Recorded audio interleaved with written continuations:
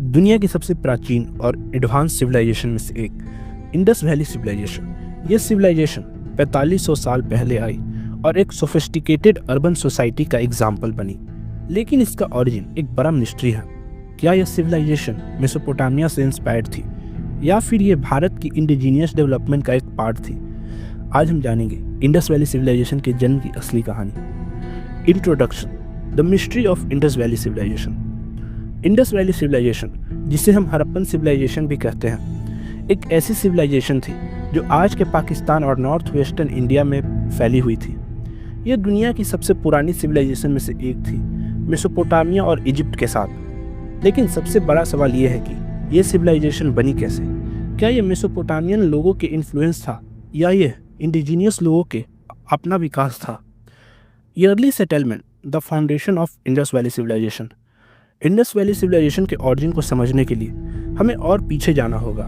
Archaeologist को यह पता चला कि हड़प्पन साइट से भी पुरानी कुछ सेटलमेंट थी, जैसे मेहगर्ग और वीराना, जो 7000 BCE के आसपास डेवलप्ड हुई थी। Mehrgarh, the first step toward civilisation. Mehrgarh, जो आज के बलूचिस्तान में है, ये एग्रीकल्चरल सेटलमेंट थी जहाँ लोग फार्मिंग और एनिमल डोमेस्टिकेशन करते थे। यहाँ पर लोग व्हीट और बार्ले उगाते थे और कैटल, सीप और गॉट को पालते थे। ये सब इंडस वैली सिविलाइजेशन के फाउंडेशन को दिखाता है। Bhirrana, the oldest Indus settlement. Haryana में पाया गया भीराना साइट और भी पुराना है। आर्कियोलॉजिस्ट को यहाँ 9000 BCE के सेटलमेंट मिले हैं। यह एविडेंस दिखाता है कि इंडस वैली का डेवलपमेंट मेसोपोटामिया से भी पहले शुरू हो चुका था। Theories of the origin of Indus valley civilization. Indigenous growth theory. एक थ्योरी ये कहती है कि Indus valley civilization indigenous development का रिजल्ट थी।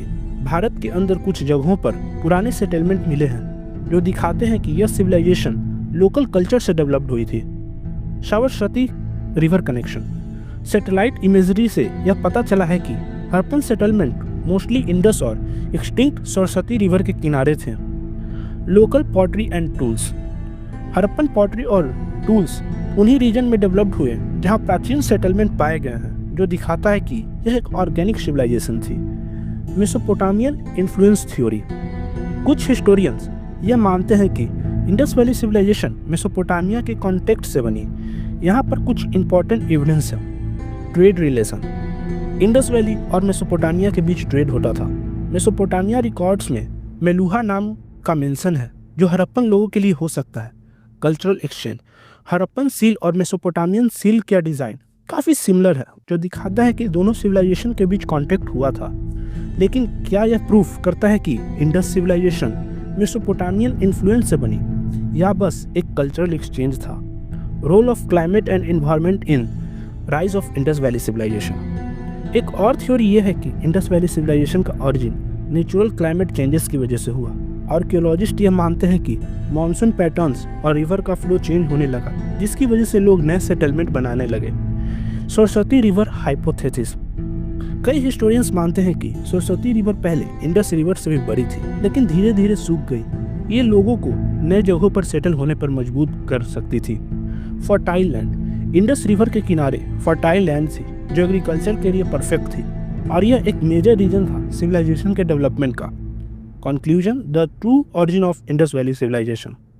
तो असल में इंडस वैली सिविलाइजेशन का ऑरिजिन कैसे हुआ?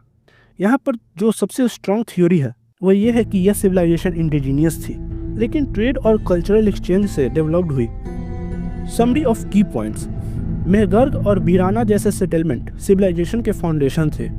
ट्रेड और कॉन्टेक्ट मेसोपोटामिया से था, लेकिन यह सिविलाइजेशन इंडिजीनियस रूट पर बेस्ड थी।